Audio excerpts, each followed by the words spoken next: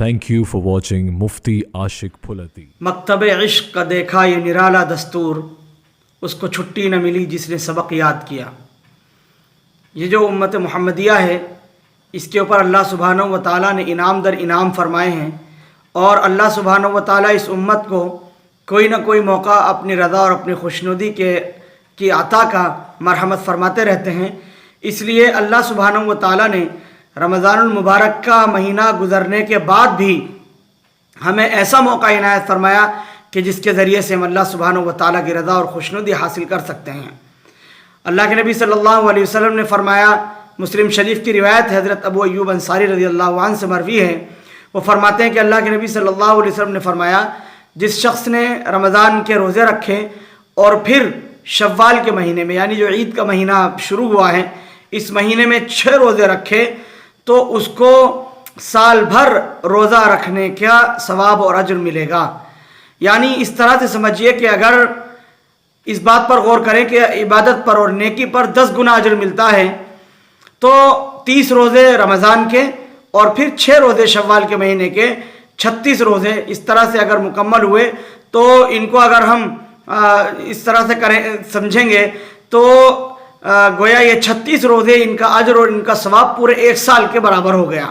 تو اس طرح سے اگر ہر انسان رمضان کے مہینے کے 30 روزے رکھیں اور شوال کے مہینے میں 6 نفلی روزے رکھنے کا اہتمام کرے، تو گویا وہ پورے سال روزے رکھنے والا ہوا، اور جو زندگی میں ہر سال روزے رکھے گا وہ ساری زندگی روزہ رکھنے کا اجر و ثواب پانے والا ہوا۔ تو گویا اگر ہم 6 روزوں کا اس مہینے میں اہتمام کر لیتے ہیں اور ہر سال اس کا ہم اہتمام کرتے ہیں رمضان کے مہینے کے بعد 6 روزے رکھنے کا، تو گویا ساری زندگی ہم روزے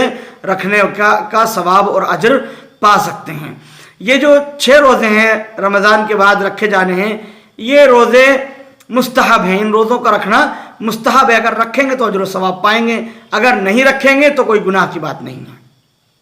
کس طرح سے ان روزوں کو رکھنا ہے؟ ان روزوں کو شوال کے مہینے میں رکھنا ہے، چاہے کبھی بھی ہم ان کو رکھ سکتے ہیں پورے مہینے کے اندر۔ بعض لوگوں کا گمان یہ ہے کہ عید الفطر کے اگلے دن پہلا روزہ رکھنا ضروری ہوتا ہے، پھر اس کے بعد کبھی بھی رکھ سکتے ہیں۔ بعض لوگ یہ سمجھتے ہیں کہ جس دن پہلا روزہ رکھیں گے اس کے بعد لگاتار 6 روزے ہمیں مستقل رکھنا ہوں گے۔ ایسا بالکل نہیں ہے، بلکہ پورے شوال کے مہینے میں کبھی بھی ان 6 روزوں کو رکھا جا سکتا ہے۔ پورے مہینے میں، شوال کے مہینے میں اگر آپ نے عید الفطر کے اگلے دن یہ روزہ پہلا روزہ نہیں رکھا ہے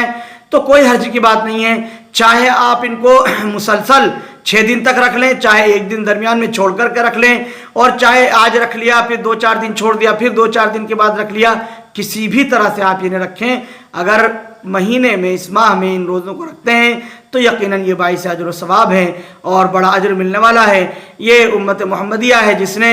رمضان کے مکمل روزے رکھے اور 2 گانا نماز شکر اس نے ادا کی، تو اللہ سبحانہ و تعالیٰ کا انعام اور اس کا احسان مسلسل اس امت کے اوپر جاری و ساری ہے۔ ہمیں کوشش کرنی چاہیے کہ ہم اللہ سبحانہ و تعالیٰ کے نیک اور صالح بندے بنیں اور اللہ سبحانہ و تعالیٰ کی عبادت کر کے اس بات کا ہم ثبوت پیش کریں۔